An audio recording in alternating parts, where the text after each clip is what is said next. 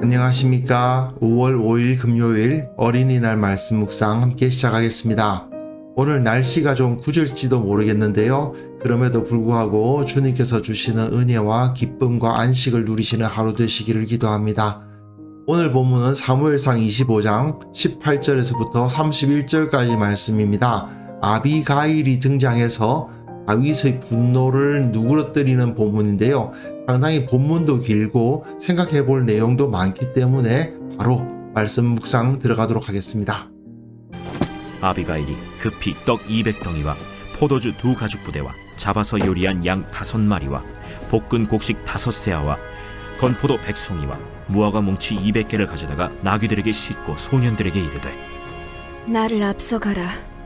나는 너희 뒤에 가리라. 하고 그의 남편 나발에게는 말하지 아니하니라. 아비가일이 나귀를 타고 산 호젓한 곳을 따라 내려가더니 다윗과 그의 사람들이 자기에게로 마주 내려오는 것을 만나니라. 다윗이 이미 말하기를 내가 이자의 소유물을 광야에서 지켜 그 모든 것을 하나도 손실이 없게 한 것이 진실로 허사라. 그가 악으로 나의 손을 갚는도다. 내가 그에게 속한 모든 남자 가운데 한 사람이라도 아직까지 남겨두면 하나님은 다윗에게 벌을 내리시고 또 내리시기를 원하노라. 아비가일이 다윗을 보고 급히 나귀에서 내려 다윗 앞에 엎드려 그의 얼굴을 땅에 대니라. 그가 다윗의 발에 엎드려 이르되 내 주여, 원하건대 이 죄악을 나 곧 내게로 돌리시고 여종에게 주의 귀에 말하게 하시고 이 여종의 말을 들으소서. 원하옵나니 내 주는 이 불량한 사람 나발을 개의치 마옵소서. 그의 이름이 그에게 적당하니 그의 이름이 나발이라. 그는 미련한 자니이다. 여종은 내 주께서 보내신 소년들을 보지 못하였나이다. 내 주여, 여호와께서 살아계심을 두고 맹세하노니 내 주도 살아계시거니와 내 주의 손으로 피를 흘려 친히 보복하시는 일을 여호와께서 막으셨으니 내 주의 원수들과 내 주를 해하려 하는 자들은 나발과 같이 되기를 원하나이다. 여종이 내 주께 가져온 이 예물을 내 주를 따르는 이 소년들에게 주게 하시고 주의 여종의 허물을 용서하여 주옵소서. 여호와께서 반드시 내 주를 위하여 든든한 집을 세우시리니 이는 내 주께서 여호와의 싸움을 싸우심이요 내 주의 일생에 내 주에게서 악한 일을 찾을 수 없음이니이다. 사람이 일어나서 내 주를 쫓아 내 주의 생명을 찾을지라도 내 주의 생명은 내 주의 하나님 여호와와 함께 생명싸개 속에 쌓였을 것이요 내 주의 원수들의 생명은 물매로 던지듯 여호와께서 그것을 던지시리이다.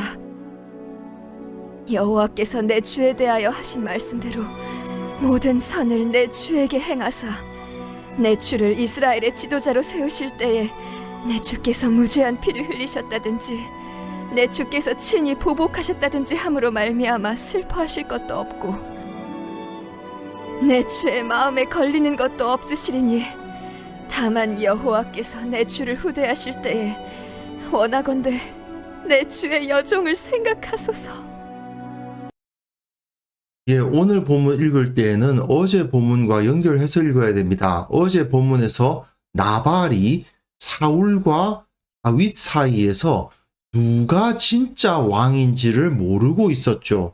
사울이냐 다윗이냐에 대해서 사울이 왕일 거라고만 생각하고 있었던 겁니다. 하지만 하나님께서 다윗을 왕으로 세우셨다라는 사실을 깨닫지 못하고 다윗을 모욕함으로 말미암아 매우 위험한 자리에 서게 되었습니다. 하지만 어제 본문에서도 나오지만 하인들도 나발이 한 일이 매우 어리석은 일이라는 사실을 알고 있었죠. 그리고 아비가일도 알고 있었습니다. 사실은 모든 사람들이 다 나발처럼 어리석었던 것이 아니고 어떤 이들은 하나님께서 다윗을 선택하셨다는 것을 알고 있었던 겁니다. 이런 상황에서 이들은 어떤 지혜를 가져야 하는가? 그리고 또 한 가지, 다윗의 입장에서 자기가 이런 일을 당했을 때 어떤 태도를 가져야 되는가? 이렇게 두 가지를 우리는 생각해 볼 수가 있습니다. 자, 본문 보시면요. 아비가일이 상당히 많은 양의 음식을 급히 준비하는 것을 볼 수 있습니다. 그리고 그것을 가지고 자기 소년들에게, 하인들에게 이르되 먼저 가라, 내가 뒤에 가겠다 하고 그의 남편 나발에게는 말하지 않았다는 것을 볼 수가 있어요. 자, 여기서 이 정도의 음식이면 큰 잔치 하나를 여는 것과 같은 정도의 많은 양의 음식입니다. 물론 다윗과 함께 있는 600명의 남자들을 생각해 본다면 이것도 그리 많은 것은 아니지 않느냐, 그렇게 생각할 수도 있지만 나름대로 최선을 다해서 큰 잔치를 벌리는 수준으로 음식을 준비한 걸 알 수 있어요. 그리고는 그 선물을 먼저 보내죠. 이 모습은 창세기에서 야곱이 자기 형 에서가 400명을 거느리고 야곱을 만나러 온다는 소식을 들었을 때에 그 소유 중에서 에서를 위해서 예물을 택하여 먼저 보내지 않습니까? 창세기 32장을 제가 다 따올 수가 없어서 이렇게 일부만 따왔는데 지금 다윗도 400명을 거느리고 오고 있고 에서도 400명을 거느리고 있지 않습니까? 비슷한 그림을 그려줍니다. 그런데 야곱과 에서 사이에서 하나님께서 의롭다고 여기시는 이는 야곱이지요. 여기서 다윗과 아비가일 사이에서는 누가 의로운 겁니까? 아비가일입니다.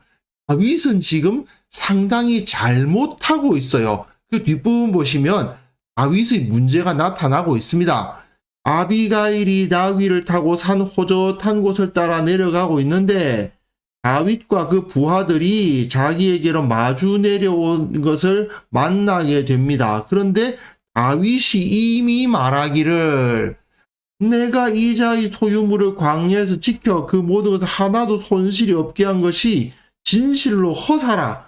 그가 악으로 나의 선을 갚는도다 라고 말하면서 내가 그에게 속한 모든 남자 가운데 한 사람이라도 아침까지 남겨두면 하나님은 다윗에게 벌을 내리시고 또 내리시기를 원하노라. 이거 어디서 많이 본 어조입니다. 사울이 맹세를 자주 하잖아요. 그런데 다윗이 지금 맹세의 어조로 말을 하고 있는데 사람들을 죽이겠다는 이야기예요. 그뿐만 아니라 여기서 이 남자라는 표현이 좀 중요한데 남자라고 번역해 놓았습니다만은 우리말 성경은 이렇게 좀 점잖게 번역을 해요. 정확하게 번역하면 이겁니다. 벽에 오줌 누는 것들이란 뜻입니다. 마슈틴 버킬인데요. 벽에 오줌 누는 것들 중에 하나라도 남겨두면 이런 뜻입니다. 사람 취급 안 하고 있어요. 다윗이 이런 표현을 써서 맹세를 하고 있는 것은 다윗이 지금 자기 감정에 휩싸여 가지고 범죄의 길로 나아가고 있다라는 것을 명백하게 보여주는 장치인 거예요. 사무엘서 기자는 다윗이 자기 분노를 이기지 못하고 하나님 앞에서 큰 죄를 지을 위기에 처했다라는 그림을 그려주고 있습니다. 그러니까 아비가일이 다윗을 보고 나귀에서 내려 엎드려 절을 하고 얼굴을 땅에 대어 절을 하고 발에 엎드려 말하고 있습니다. 겸손하게 말하는 사람이 사무엘서에서는 대부분 하나님 앞에 선한 사람이죠. 1장에서 한나가 그랬고 계속해서 겸손한 태도를 가질 때 그는 인정을 받습니다. 사실 사울도 마찬가지 아닙니까? 겸손했을 때는 택함받아서 왕이 됐어요.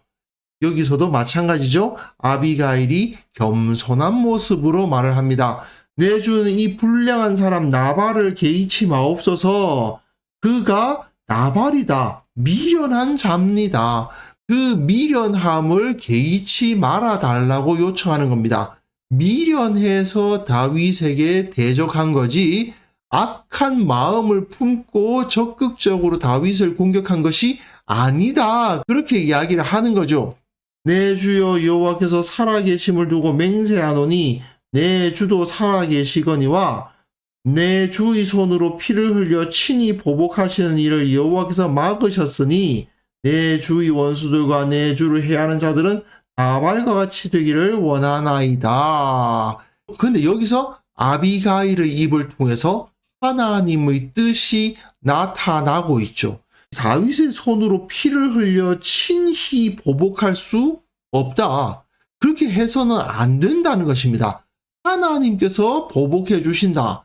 그런데 다윗은 지금까지 사울에게는 이 아비가일이 한 말을 그대로 적용해서 대하고 있었어요.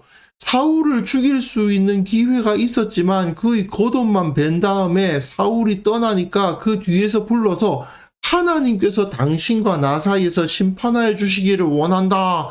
이렇게 말하지 않았습니까? 그를 직접 죽이지 않았거든요. 사울은 사실 다윗을 죽이려고 3,000명이나 되는 병사들을 이끌고 왔던 자고 나발은 그냥 다윗을 돕기를 거부하고 다윗을 조롱하는 수준이었는데 왜 나발에게는 이렇게 분노하면서 칼을 빼서 그 집안에 있는 벽에다 오줌 누는 녀석들은 하나도 남겨놓지 않겠다. 이런 소리까지 해가면서 하나님 앞에 맹세를 하면서 이런 악행을 저지르려고 했단 말입니까? 이건 분명히 다윗이 잘못하는 것이다 하는 것을 보여주면서 자기 백성에게 피를 흘려 보복하는 그런 어리석은 짓을 해서는 안 된다는 거죠. 자기 통치를 받는 백성들인데 분명 그 백성들 중에서는 어리석고 왕을 반대하는 자들이 있게 마련이라는 거죠. 하지만 그렇다고 해서 왕이 친히 보복해서 그 손에 피를 묻혀서는 안 된다는 것입니다. 자기 백성은 아무리 어리석고 왕의 뜻을 모른다 하더라도 그들을 참아주고 그들을 보호하는 자리가 바로 왕의 자리라는 것을 하나님께서는 아비가일의 입을 통해서 다윗에게 가르치고 계신 거예요. 그래서 여종이 내 주께 가져온 이 예물을 내 주를 따르는 이 소년들에게 주게 하시고 주의 여종의 허물을 용서하여 주옵소서. 그리고 아비가일의 말에서는 상당히 중요한 메시지가 등장하는데요.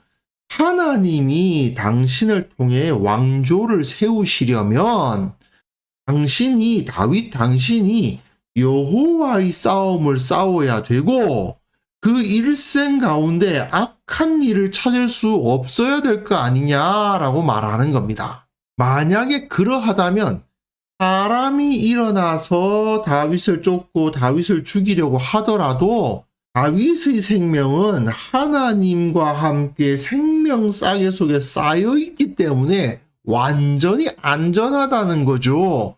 그 주의 원수들의 생명은 물매로 던지듯 여호와께서 그것을 던지시리이다. 이렇게 안전하게 하나님의 보호하심을 받고 그 원수들이 다 하나님의 심판을 당하게 되는 일을 이루어지게 하려면 어떻게 하라고요?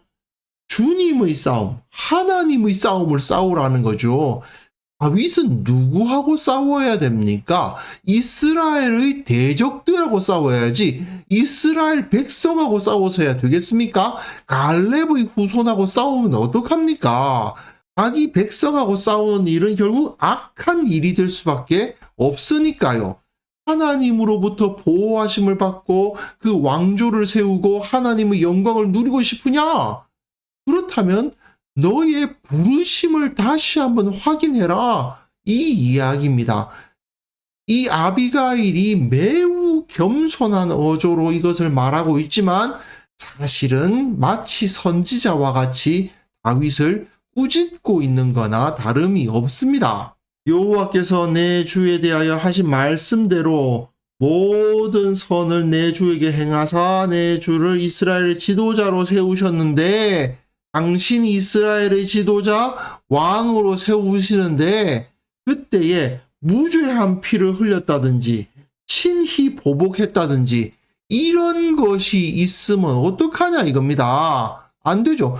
당신이 진짜로 나중에 명실상부한 왕이 될 때에 그 마음에 걸리는 것이 있을 것이다. 나발을 죽인다면 그가 그 손으로 직접 나발을 죽이는 행위를 한다면, 그리고 그 집안 사람들을 몰살시키는 행위를 한다면 하나님께서 어떻게 생각하시겠느냐? 여호와께서 내 주를 후대하실 때에 원하건대 내 주의 여종을 생각하소서. 네, 이 말을 잘 생각해 달라는 거죠. 분명 당신은 이후에 이스라엘 왕이 될 사람입니다. 그런데 어찌하여 이렇게 어리석은 자 한 명을 죽이겠다고 나서가지고 나발의 집안이 몰살당하는 것이 중요한 게 아니라 당신이 자기 백성을 해한 자로서 하나님께서 주시는 왕의 지위에 합당하지 않은 짓을 한 자가 될 것이냐. 자, 오늘 본문을 통해서 우리는 두 가지 교훈을 얻어야 됩니다. 첫 번째로는 아비가일의 지혜를 좀 배울 필요가 있어요. 분명히 나발의 집안 사람들이 전부 다 다윗의 통치권을 모르고 있고 다윗을 무시하고 있었던 것이 아닙니다. 나발 혼자 다윗을 대적했고 그를 모른다 했던 거예요. 그러니까 다른 사람들은 다 다윗을 대적할 마음이 없었어요. 하지만 그런 마음을 품고 있는 것과 그에 대해서 합당한 행동을 취하는 것은 전혀 별개의 문제입니다. 알고만 있으면 뭐합니까? 그 하인이 아비가일에게 말했는데 아비가일이 알면서도 다른 사람이 나서 주겠지 이러면서 미루고 있었다면 어떤 일이 벌어졌을까요? 그 집안 사람들이 몰살당하고 다윗 역시도 씻을 수 없는 죄를 짓는 그야말로 대참사가 일어나고 마는 겁니다. 이때 아비가일이 즉시 남편의 잘못에 대해서 서둘러 대처했기 때문에 그런 재앙이 일어나지 않은 거지. 알기만 알고 어떡하지 하고만 있어가지고는 큰일 나는 거죠. 이처럼 만약에 성도들이 진리를 알면서도 진리를 따라서 행하지 않으면요, 이 세상은 재앙과도 같은 결과에 빠진다는 겁니다. 그렇기 때문에 진리임의 분명한 문제에 대해서는 과감하고 적극적으로 문제를 해결하기 위해서 일어서는 그런 용기를 가져야 됩니다. 그렇지 않고 특히 우리나라 사람들이 정말 잘못하는 건데 가만히 있으면 중간은 간다. 이런 태도 말이죠. 그러면서 서로에게 미룰 뿐 무엇이 옳다라는 것을 말하지 못해요. 그러다 보니까 그 공동체가 완전히 재앙과도 같은 상황에 빠지고 만단 말이에요. 이런 어리석은 태도를 우리는 반드시 벗어나야만 됩니다. 그리고 두 번째로 우리가 기억해야 되는 것은 아비가일을 통해서 다윗에게 주시는 하나님의 가르침에 대해서 기억해야 된다는 거죠. 다윗이 받은 사명과 마찬가지로 우리들 역시 하나님의 백성을 사랑하고 섬기는 자로서 부름을 받았습니다. 가끔은 그 때문에 억울한 일을 당할 수도 있고 분노에 휩싸일 수도 있어요.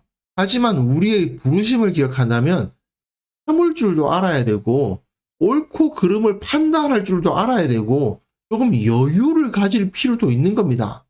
내 사명과 부르심을 기억하지 못하고 그냥 감정에 휩싸여 가지고 모든 것을 그르치는 그런 어리석은 결과에 빠지지 않도록 인내하는 믿음을 우리는 반드시 가져야만 되겠습니다.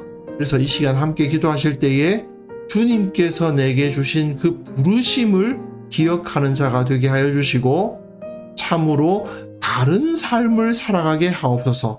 서로가 서로에게 미루는 태도를 취할 때에 무엇이 옳고 어떤 길로 가야 되는지를 담대히 말할 수 있는 자가 되게 하여 주시고 모든 사람들이 감정에 휩싸여서 어리석은 선택을 하려고 할 때에 마음을 가라앉히고 무엇이 옳고 무엇이 그른지를 바르게 판단하고 바른 선택을 해나가는 자들이 되게 하여 주옵소서. 함께 기도하는 시간 가졌으면 합니다.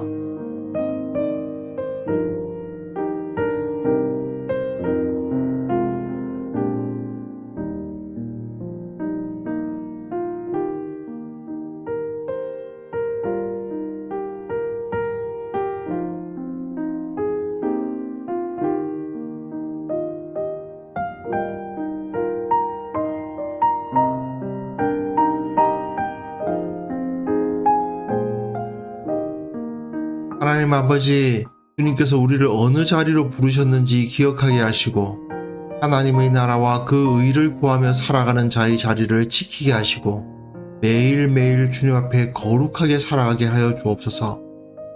우리 성도들이 세상과는 다른 삶의 모습을 보여야 되겠습니다. 미루는 자가 되지 않도록 도와주시고 감정에 휩싸여 어리석게도 악한 것을 선택하는 그러한 우를 범치 않도록 도와주시기를 원하고 바랍니다.